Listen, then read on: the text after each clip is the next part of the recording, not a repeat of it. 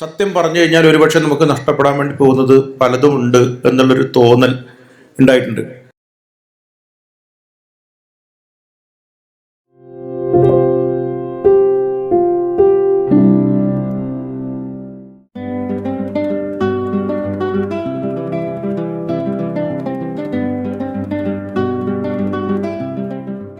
പറഞ്ഞു പഴകിയതൊക്കെ മിത്താണ്.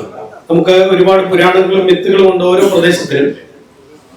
എന്നാൽ American comic ആയിട്ടുള്ള സ്പൈഡർമാൻ ഇത് കുട്ടികളുടെ മിത്തായി മാറിയിരിക്കുകയാണ്.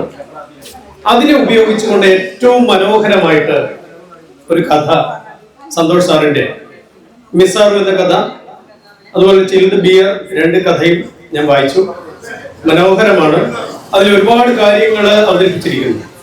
എനിക്ക് ഒരു ചോദ്യം, മിസ്സാറു എന്ന കഥയിൽ അഭിജിത്ത് എന്ന് പറയുന്ന 7ാം ക്ലാസ്സുകാരൻ, അവൻ ഒടുവിൽ കോടതിയിൽ സത്യം പറയുന്നുണ്ട്. നിരവധിയായിട്ടുള്ള കാര്യങ്ങൾ, തടസ്സങ്ങൾ നേരിട്ട് കൊണ്ടാണ് ആ കുട്ടി സത്യം പറയുന്നത്. അവന്റെ അമ്മ പോലും കൂട്ടുനിൽക്കുന്നില്ല, നീ ചതിയനാണ്, ആ രീതിയിലുള്ള പ്രതികരണങ്ങളൊക്കെ ആ മാതാവിന്റെ ഭാഗത്ത് നിന്ന് ഉണ്ടാകുന്നുണ്ട്. അവൻ സത്യം പറയുന്നതിന് മുമ്പ്, എന്റെ ചോദ്യം ഇതാണ്, അഭിജിത്ത് സത്യം പറയുന്നതിന് മുമ്പ് ടോയ്ലറ്റിൽ കയറി തന്റെ നട്ടെല്ല് പരിശോധിക്കുന്നുണ്ട്. ആ നട്ടെല്ലിന് നീളം വെച്ചിട്ടുണ്ടോ എന്നാണ് കുട്ടി പരിശോധിക്കുന്നത്. എന്റെ ചോദ്യം, മനുഷ്യൻ പരിണാമത്തിന്റെ ദശാസന്ധിയിൽ, നേരത്തെ സാറ് തന്നെ ഇവിടെ സൂചിപ്പിച്ചു, ബംഗാളിൽ പോയി അവിടെ വളരെ പരിഷ്കൃതമായ സമൂഹമാകേണ്ടിയിരുന്ന ഒരു സമൂഹം ഇന്നും കേരളത്തോളം വളർന്നിട്ടില്ല എന്നൊക്കെ അഭിപ്രായപ്പെട്ടു. ഇവിടെ നമ്മുടെ കേരളം ഒത്തിരി പുരോഗമിച്ചിരിക്കുന്നു. ഇവിടെ ഈ കേരള സമൂഹത്തോടുള്ള സാറിന്റെ ചോദ്യമല്ലേ, അഭിജിത്ത് തന്നെ ആ പരിശോധന, ആത്മപരിശോധന നടത്തും പോലെ ഇന്ന് നമ്മുടെ സമൂഹത്തിൽ എഴുതപ്പെട്ട ലിഖിതമായ സത്യം നമ്മൾ പഠിപ്പിക്കുന്നു ക്ലാസ് മുറികളിൽ.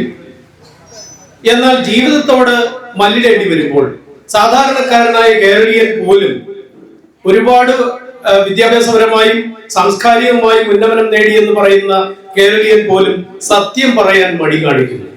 പത്രങ്ങൾ പോലും വെർച്വൽ റിയാലിറ്റി അവതരിപ്പിക്കുന്നു, സത്യം മരിച്ചു കഴിഞ്ഞിരിക്കുന്നു എന്ന യാഥാർത്ഥ്യം.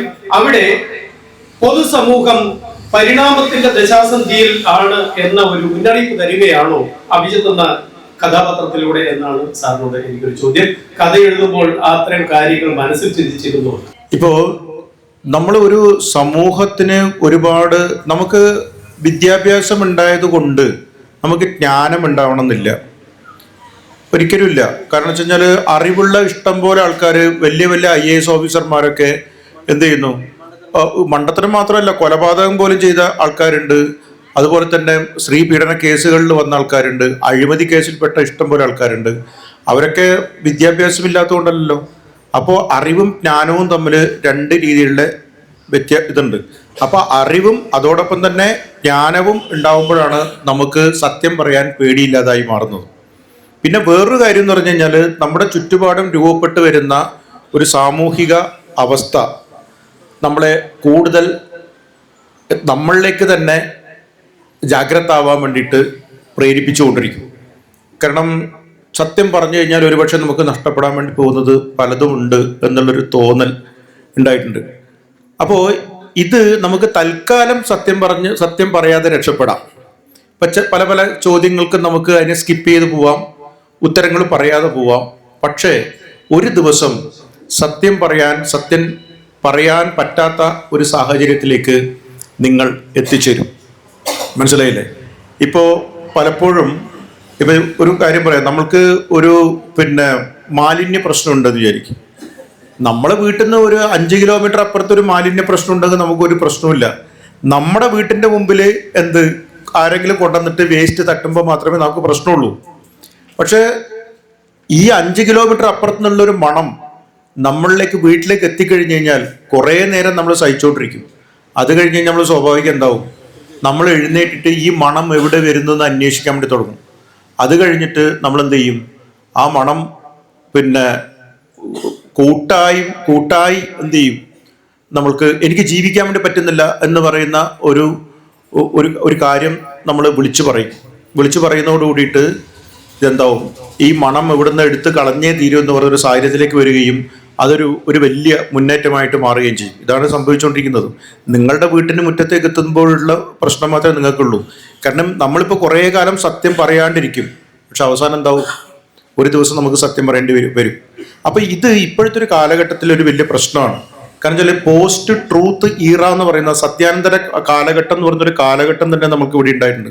യുവാൻ നോഹ ഹരാരി പറഞ്ഞത് ഇപ്പോൾ ഉണ്ടായതൊന്നുമല്ല, 2022 മുതലാണ് ഇത് ഉണ്ടായെന്ന് പറയുന്നത്. പക്ഷെ ഈ 2022 മുതലൊന്നുമല്ല, ഈ നോവ ഹരാരി പറഞ്ഞ വെച്ചാൽ ഇത് എത്രയോ മുമ്പ് തന്നെ ഉണ്ടായിട്ടുള്ള ഒരു കാര്യമാണ്. കാരണം വെച്ച് കഴിഞ്ഞാൽ ഇപ്പോൾ ഹിറ്റ്ലറിന്റെ കാലത്ത് ഗീബൽസ് പറഞ്ഞിരിക്കുന്നത് എന്താണ്, ഒരു നുണ പല പ്രാവശ്യം ആവർത്തിച്ചു കഴിഞ്ഞാൽ അതെന്തായിട്ട് മാറും, സത്യമായിട്ട് മാറും. അതിപ്പോ നമ്മൾ ആടിനെ പട്ടിയാക്കുന്നു എന്ന് പറഞ്ഞ കഥയുണ്ടല്ലോ, ഈ കഥ തന്നെയാണ് ഈ സാധനം. അപ്പൊ ഇതേപോലെ തന്നെ ഈ പറയുന്ന പോലെ ഞാൻ അതിന്റെ ഒരു ചെറിയ സംഭവങ്ങൾ ഇങ്ങനെ ഇപ്പോൾ ഈ നമ്മൾ 2016 നമ്മൾ അമേരിക്കയിലെ ഇലക്ഷൻ നടന്നു. അമേരിക്കയിലെ ഇലക്ഷൻ നടന്നപ്പോൾ ഈ ട്രംപും ഹിലാരി ക്ലിന്റനുമാണ് അവിടെ മത്സരിച്ചത്. അപ്പോൾ എന്തായെന്ന് വെച്ചാൽ അവിടുത്തെ പത്രങ്ങൾ അല്ലെങ്കിൽ മറ്റേ ട്രംപ് അവിടെ മൊത്തം 217 സത്യങ്ങൾ ആണ് രണ്ടുപേരും വിളിച്ചു പറഞ്ഞത്. അതായത് സമൂഹവുമായി ബന്ധപ്പെട്ട 217 സത്യങ്ങൾ. അതിൽ 78% സത്യങ്ങൾ പറഞ്ഞത് ട്രംപാണ്. 22% മാത്രമേ ഹിലാരി ക്ലിന്റന് പറയാൻ വേണ്ടി പറ്റിയുള്ളൂ. ആ ഇലക്ഷനിൽ ട്രംപ് എന്ത് ചെയ്തു, തോറ്റുപോയി. ട്രംപ് വിജയിച്ചു, ഹിലാരി ക്ലിന്റൺ തോറ്റുപോയി. പിന്നെയാണ് മനസ്സിലാവുന്നത് എന്താണ്, ട്രംപ് പറഞ്ഞിരിക്കുന്നത് പത്രങ്ങളുടെ സോഷ്യൽ മീഡിയയുടെ ഒത്താശയോടുകൂടിയിട്ട്, മാധ്യമത്തിന്റെ ഒത്താശയോടുകൂടി ട്രംപ് പറഞ്ഞിരിക്കുന്നത് 78% നുണകളാണ്. അതേസമയത്ത് തന്നെ ഹിലാരി ക്ലിന്റന് 22% പറയാനേ പറ്റിയുള്ളൂ. അതുകൊണ്ട് അവർ തോറ്റുപോയി എന്നുള്ളത്. അപ്പൊ ഇത് കഴിഞ്ഞിട്ട് ഒരു പത്രപ്രവർത്തകൻ, അദ്ദേഹത്തിന്റെ പേര് ഞാൻ വായിക്കാം, പേര് പോൾ ഹോർണർ എന്ന് പറയുന്ന ഒരു പത്രക്കാരൻ, അദ്ദേഹമാണ് ഇതിന് കൂട്ടുനിന്നത്. അവസാനം ഈ പ്രാന്തൻ അതിനകത്ത് കയറിയിട്ട് കളി തുടങ്ങിയപ്പോൾ, ട്രംപ് ഇതാണല്ലോ സാധനം, വേറൊരു ഐറ്റമാണല്ലോ. അപ്പോൾ ഈ പ്രാന്തൻ കയറി തുടങ്ങി പറഞ്ഞ സമയത്ത് ഈ പോൾ ഹോർണർ എന്ന് പറഞ്ഞ ഒരാള്, ആ പത്രക്കാരൻ പറഞ്ഞു, ഞാൻ കാണിച്ച മണ്ടത്തരം കൊണ്ടാണ്, ഞാൻ കാണിച്ച തെറ്റുകൊണ്ടാണ് ആ മണ്ടൻ എവിടെ കയറിയിരിക്കുന്നത്, ആ വൈറ്റ് ഹൗസിൽ കയറിയിരിക്കുന്നതെന്ന് പറയേണ്ട ഒരു സാഹചര്യം വന്നു. കമ്മ്യൂണിസ്റ്റ് ഇതായിട്ട് ഞാൻ അങ്ങനെ പറയുന്നല്ല. ഇപ്പം നമ്മൾ നോക്കേണ്ട ഒരു കാര്യം എന്ന് വെച്ച് കഴിഞ്ഞാൽ, നിങ്ങളൊക്കെ വേറെ ഇതായിരിക്കും, ഞാനും ഒരു പാർട്ടീൻ്റെ ഭാഗമോ ഒന്നുമല്ല. നമുക്ക് രാഷ്ട്രീയം ഉണ്ടെങ്കിലും എഴുത്തുകാരൻ എന്ന നിലയിൽ ഞാൻ വേറെ തന്നെ നിൽക്കുന്ന ഒരാളാണ്. ഞാൻ ഒരു തരത്തിലുള്ള ഒരു പാർട്ടിയുടെയും ഒരു സ്ഥാപനത്തിൻ്റെയും ഒരു അധികാരത്തിൻ്റെയും ഒരാളായിട്ട് ഞാൻ നിന്നിട്ടുമില്ല, ഒന്നിനു വേണ്ടി ഞാൻ പോയിട്ടുമില്ല. അത് എവിടെ ചോദിച്ചു കഴിഞ്ഞാൽ നിങ്ങൾക്ക് അറിയാൻ വേണ്ടി പറ്റും. ഇപ്പോൾ പിണറായി വിജയൻ നിൽക്കുന്നു, ഇതിൻ്റെ ആണി ഇളകിപ്പോയി. അദ്ദേഹം 10 മീറ്റിംഗ് കഴിഞ്ഞിട്ട് വരുന്നതായിരിക്കും ചിലപ്പോൾ. ഈ ആണി ഇളകിയപ്പോൾ അദ്ദേഹത്തിന് പെട്ടെന്ന് ദേഷ്യം വന്നു. ആ ദേഷ്യം അതുപോലെ പ്രകടിപ്പിച്ചു. മനസ്സിലായ? മോദിക്കും ചിലപ്പോൾ എന്ത് വന്നിട്ടുണ്ടാവും, ദേഷ്യം വന്നിട്ടുണ്ടാവും. പക്ഷെ അദ്ദേഹം അതിനെ ഭയങ്കര വേറൊരു രീതിയിൽ, ഉള്ളിൽ ദേഷ്യം ഉണ്ടാവും, പക്ഷെ പുറത്തത് കാണിക്കാതെ വെച്ചു. ഇവിടെ വേറെ ഈ മുഖ്യമന്ത്രി പിണറായി വിജയനോ ഇനി കോൺഗ്രസിന്റെ മറ്റേ BJPയുടെ എന്തെങ്കിലും ആയിക്കോട്ടെ, ഇവർ എത്ര നല്ല കാര്യം ചെയ്തു കഴിഞ്ഞാലും നമ്മൾ ആ ഫാക്റ്റിനെ കുറിച്ചിട്ടൊന്നും നമ്മൾ ആലോചിക്കുന്നില്ല. നമ്മുടെ വീട്ടിന് മുമ്പിലൂടെ വന്ന ഏറ്റവും മനോഹരമായ ഒരു റോഡിനെ കുറിച്ച് നമ്മൾ ആലോചിക്കുന്നില്ല, ഇത് എവിടെ നിന്ന് വന്നു എന്നുള്ളത്. അല്ലെങ്കിൽ നമ്മുടെ വിദ്യാഭ്യാസ നിലവാരം മാറിയതിനെ കുറിച്ച് ആലോചിക്കുന്നില്ല. ഗവൺമെന്റ് ആശുപത്രിയിൽ പോയി കഴിഞ്ഞാൽ നല്ല മെഡിസിൻ കിട്ടുന്നതിനെ കുറിച്ച് നമ്മൾ ആലോചിക്കുന്നില്ല. മറിച്ച് നമ്മൾ ഏതിനെക്കുറിച്ച് മാത്രം ആലോചിക്കുന്നത്, ആ ആണി കളിയൊക്കെ ഇപ്പോൾ അദ്ദേഹം അതിനെക്കുറിച്ചിട്ട് എന്ത് ഇതാക്കി, അതിനെക്കുറിച്ചിട്ട് വളരെ രോക്ഷമായിട്ട് പെരുമാറി എന്നുള്ള ആ വൈകാരികത മാത്രം പിടിച്ചുകൊണ്ട് ഫാക്റ്റിനെ മുഴുവൻ എന്താക്കുകയാണ്. അതുകൊണ്ട് ഈ ഭരണം ഭയങ്കരമായ ഭരണമൊന്നും അല്ല കേട്ടോ ഞാൻ പറഞ്ഞു, ഞാൻ ഉദാഹരണം പറഞ്ഞെന്ന് മാത്രമേ ഉള്ളൂ. അപ്പോൾ ഈ വൈകാരിക തലത്തെ എന്ത് ചെയ്യുന്നു, സോഷ്യൽ മീഡിയാസ് മുഴുവൻ ഇട്ട് അലക്കിക്കൊണ്ടിരിക്കുകയാണ് അല്ലേ. ഇന്ന് ഈ പറയുന്ന പോലെ എ റഹീമിന്റെ സംഭവം, ഞാൻ ആലോചിച്ചത്, യൂറോപ്പിൽ പോയി കഴിഞ്ഞാൽ അവർക്ക് ഇംഗ്ലീഷ് പറയുന്ന അവിടെ പുച്ഛമാണ്. ഞാൻ യൂറോപ്പിൽ പോയൊരു മനുഷ്യനാണ്. അവിടെ പോയി കഴിഞ്ഞാൽ ഞാൻ എൻ്റെ ഭാര്യ പറഞ്ഞു എനിക്ക് എന്തെന്ന് മുല്ലപ്പൂ വേണമെന്ന്. ഞാൻ ജാസ്മിൻ എന്നിട്ട് പോയിട്ട് എനിക്ക് തല്ലുകൊള്ളാഞ്ഞ ഭാഗ്യം. കാരണം ജാസ്മിൻ എന്ന് പറഞ്ഞാൽ അവർക്ക് അറിയില്ല. അപ്പം അതുകൊണ്ട് ഈ ഇത്രയും വലിയ ജനത അക്ഷരാഭ്യാസം ഇല്ലാത്ത ആൾക്കാരാണ്.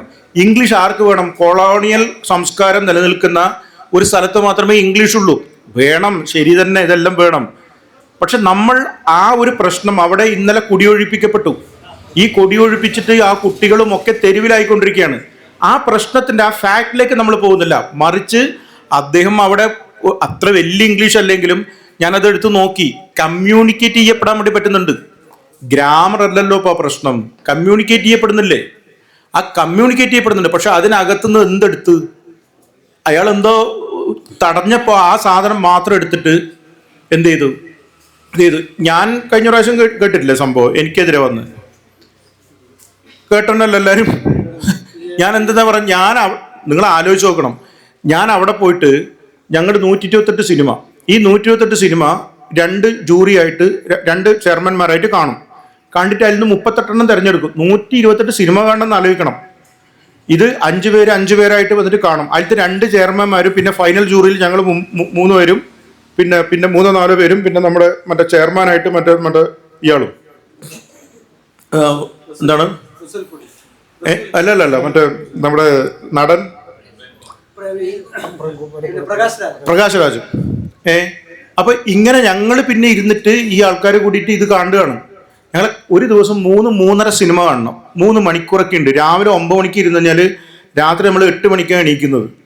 അപ്പൊ ഈ സിനിമ മുഴുവൻ കണ്ടിട്ട് കണ്ണ് പഴുത്തിട്ട് പോയിട്ട് ഇത് ചർച്ച ചെയ്തിട്ട് ഞങ്ങൾ ഇതിന് മാർക്കിടുമ്പോൾ പറയുന്നത് നിങ്ങൾ എങ്ങനെ മാർക്കിട്ടു? അതെന്തെന്നാ സംഭവം? അപ്പൊ ഞാൻ പറഞ്ഞു ഇങ്ങനെയൊക്കെ കാര്യങ്ങൾ കൊണ്ടാണ് മാർക്കിട്ടത്. അപ്പോൾ കുട്ടികളുടെ സിനിമക്ക് കൊടുത്തിട്ടില്ല. അതിന് ഒരുപാട് പ്രശ്നങ്ങളുണ്ട്. ഈ പ്രശ്നങ്ങൾ മുഴുവൻ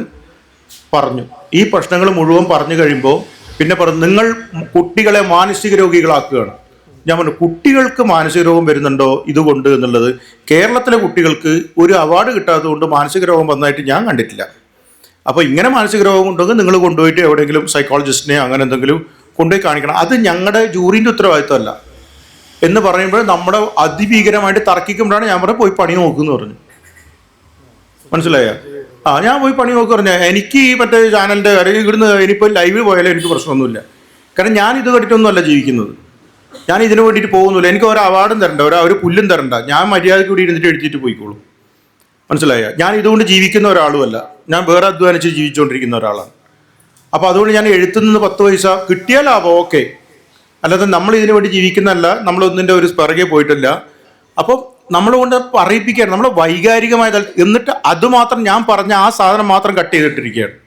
ഞാൻ വെല്ലുവിളിച്ചു. ഞാൻ എന്താ പറഞ്ഞത്?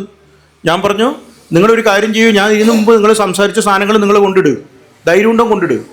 അപ്പോൾ എന്നെ ജനങ്ങളുടെ മുമ്പിൽ എന്തുണ്ടാക്കാൻ വേണ്ടിയിട്ടാണ്? താറടിച്ച് കാട്ടിക്കാനാണ്.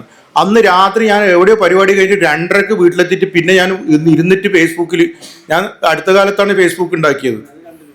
ഞാൻ ഫേസ്ബുക്കിലൊന്നും ഉണ്ടായിരുന്നില്ല. ഞാൻ അടുത്ത കാലത്ത് പിന്നെ ഒരു ഫേസ്ബുക്കിലേക്ക് വന്നിട്ട് ഞാൻ 4 മണിക്ക്, അല്ലെങ്കിൽ ഇത് രാവിലെ ജനങ്ങൾ എന്ത് വിചാരിക്കും? ഞാൻ അഹങ്കാരം കൊണ്ട് കാണിച്ചു എന്ന് വിചാരിക്കില്ലേ? എന്നിട്ട് ഞാനത് എഴുതിയിട്ട് അത് എനിക്ക് അനുകൂലമായിട്ട് വന്നു. മനസ്സിലായില്ല? അപ്പോൾ നമ്മൾ എന്താ ചെയ്യുന്നത് വെച്ച് കഴിഞ്ഞാൽ അവരും പർപ്പസ്ഫുള്ളി ചെയ്യുന്നതാണത്. ഈ വൈകാരികത മാത്രം എടുക്കുക, പക്ഷെ എന്ത് ചെയ്യുക? ഫാക്റ്റിനെ ഇല്ലാണ്ടാക്കുക. അപ്പോൾ അങ്ങനെ സത്യത്തെ എന്താക്കുകയാണ്? തമസ്കരിച്ചുകൊണ്ടിരിക്കുകയാണ്. ഈ സത്യത്തെ തമസ്കരിച്ചുകൊണ്ടിരിക്കുന്ന ഈ കാലഘട്ടത്തിൽ സത്യം പറയുക എന്ന് പറയുന്നത് ചില്ലറപ്പെട്ട പണിയല്ല. അപ്പം അതുകൊണ്ടാണ് ആ കുട്ടി എന്ത് നിൽക്കുന്നത്? ഒരു പുതിയ തലമുറയെങ്കിലും ഈ സത്യത്തിന് വേണ്ടി നിലകൊള്ളണം എന്നതിൻ്റെ ഭാഗമായിട്ടാണ് നമ്മളതിൽ ഈ സാധനം എഴുതുന്നത്. പക്ഷേ ഇത് പറയേണ്ടി വന്നപ്പോൾ ഇത്രയും കൂടുതൽ പറയേണ്ടി വരും. അതുകൊണ്ടാണ് ഞാനത് പറഞ്ഞത്.